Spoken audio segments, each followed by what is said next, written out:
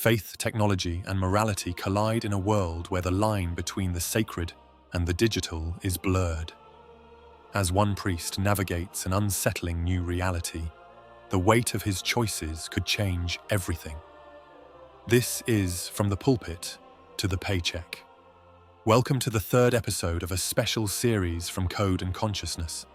In the near future, death isn't the end, it's just the beginning of a new contract. This is the Afterlife trap, where the afterlife is digital and your soul comes with a subscription. These are the stories of those who entered and those who want out. Father Matthias Gray adjusted the thick collar of his cassock and took a long, steadying breath before opening the door to the bishop's private office. A winter sun streamed through the high windows, illuminating the dark mahogany shelves lined with old theological tomes. At the center of the room sat Bishop Alcott, reading from a tablet whose slick surface looked out of place among the dusty relics. Father Gray, Bishop Alcott greeted, tapping the screen to pause whatever document he was reviewing. I trust you're well. Father Gray managed a small smile. As well as can be expected, Your Excellency. The bishop set his tablet down and folded his hands. We have much to discuss. Eternity Inc. has new data showing an increase in virtual church attendance. Many faithful have decided to continue worshiping from inside the digital afterlife, and that, Father, is a tremendous affirmation of God's presence. Matthias blinked. He had often heard the bishop proclaim that the Forever program was proof of the soul's existence. Proof that copying consciousness didn't negate the reality of an eternal spirit. Rather, the bishop insisted, the fact that humans could persist in a digital realm was a sign of divine design. Rejecting the technology, the bishop argued, was akin to denying God's power. Matthias couldn't help but recall how uneasy he felt endorsing this technology. Your Excellency, He ventured carefully. I'm concerned we're conflating technological feats with divine miracles. Bishop Alcott's eyebrows rose in gentle admonition. Father Gray, I realize you're hesitant, but this is a rare opportunity for the Church to remain relevant in modern life. If souls are indeed separate, then consciousness upload is a testament to God's creation, an echo of the soul, so to speak. How can we reject such a tangible sign of his existence? Matthias fiddled with the hem of his sleeve. I worry that we're overstating what it means theologically. Then let our faithful decide, Alcott said. Our official position is that this digital afterlife does not hinder the soul's journey. The Church's endorsement provides comfort, and with the revenue from Eternity Inc., we've been able to fund charitable works we never dreamed possible. He leaned forward, voice hushed. God's work, Father. Matthias could find no easy rebuttal. He nodded, rising to excuse himself. The bishop's final words trailed him as he left. A disavowal of eternity's technology is a disavowal of God's latest revelation. Back in his parish, Father Gray tried to focus on day-to-day matters, but his mind kept drifting to the swirl of questions. Was the bishop right? Was refusing to endorse this corporate-run afterlife tantamount to rejecting a sign from God? Or was it all a profit-driven illusion, a technology that preys on grief? That afternoon, a parishioner named Teresa slipped into the confessional, her voice trembling behind the lattice screen. Father, I'm not sure if you remember me, she began. My husband, Martin, died 6 months ago, but he wasn't really gone. He chose to be uploaded. Her voice cracked. Father Gray recalled performing Martin's funeral rites 3 months ago. Yes, my child?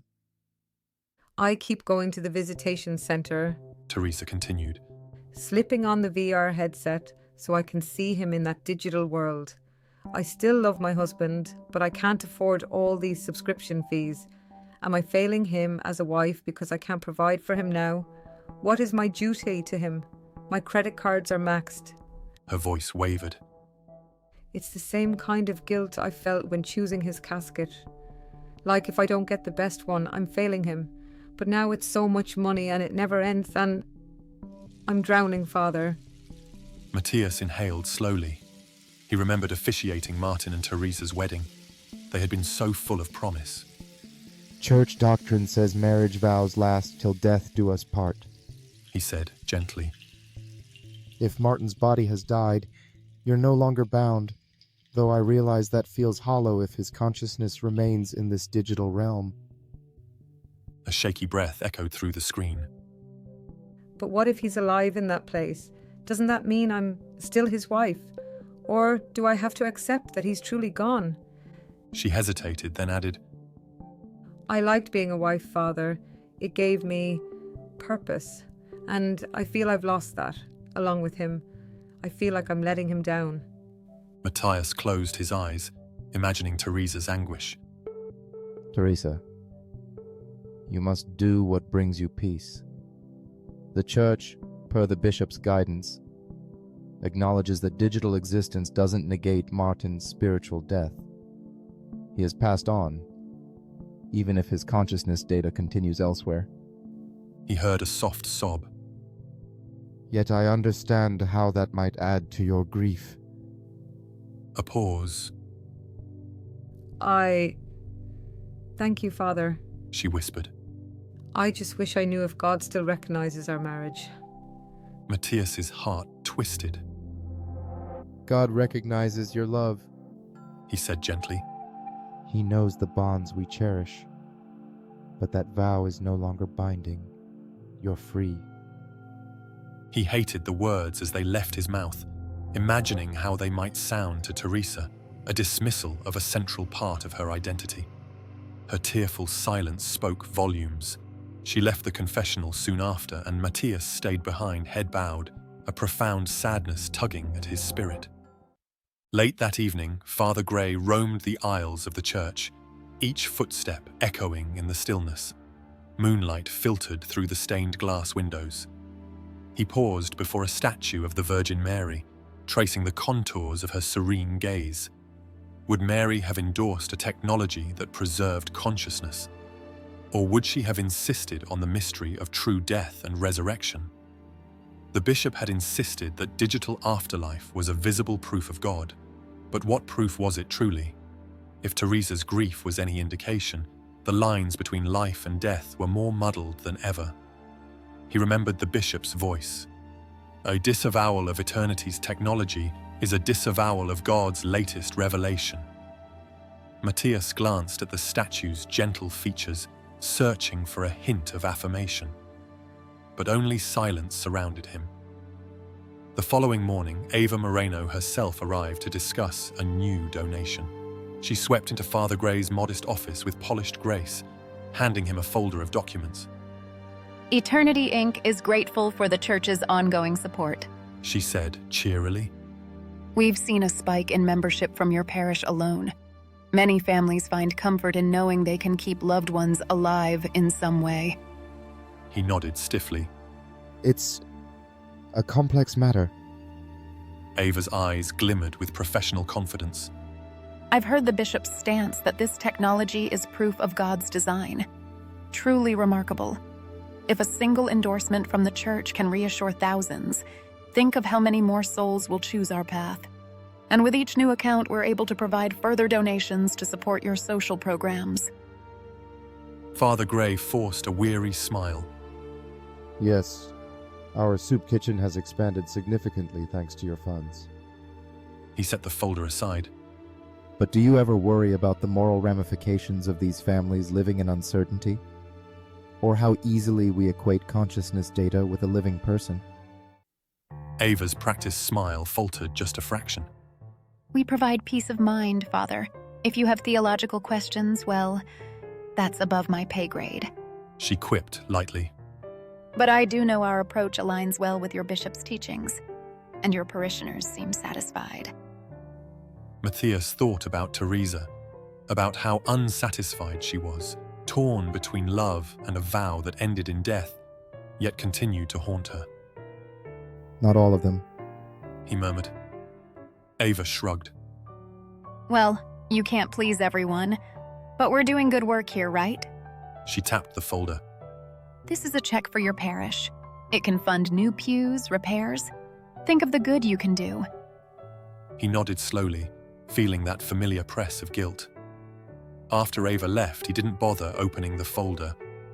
He already knew the donation would be generous, the bishop would be pleased, and more parishioners would sign up for the digital afterlife, convinced that by doing so they were embracing a God-given gift. That night, Father Gray prayed alone once again, pacing near the flickering votive candles. His mind returned to Teresa's confession and to the bishop's unwavering endorsement. If he challenged the bishop publicly, would he be seen as refusing God's latest revelation? Or worse, defying his superior in the church? Yet, how many people grappled with deeper sorrows, entangled by the corporation's shining promises? He knelt before the altar, pressing his palms together. Lord, guide me. He whispered, voice quivering. Am I endorsing a holy miracle or a corporate trap? Am I misleading my flock, or am I opening their eyes to proof of your existence? The church remained still and silent. Light from a single candle illuminated the gold crucifix on the altar, casting a slender shadow across Father Gray's folded hands. In his heart, he felt neither clear affirmation nor outright condemnation, only the burden of responsibility. He bowed his head, tears threatening. Each day he watched the ledger of donations grow and the lines of theological nuance blur. Each day, more parishioners like Teresa knocked at his confessional, confused about what death meant, and each day he wondered if he was failing them. At last he stood, snuffing out the candle. The darkness closed in around him, underscoring the weight he carried. Tomorrow he would counsel more parishioners, sign more corporate papers, and deliver more sermons that tiptoed around the bishop's decree. But for now, in the solitude of his parish hall, Father Gray was certain of only one thing. His faith had never felt more precarious, and he wasn't at all sure which side of the line, technology or tradition, truly served God's will. If you'd like to see the next episode of The Afterlife Trap, or would like to support this channel, please don't forget to click the like button and subscribe to get updates as new videos become available. In our next episode, we'll ask, what if the fine print held more power than life itself? One woman uncovers a truth buried beneath layers of contracts and corporate control, where some secrets are meant to stay hidden. We hope to see you then.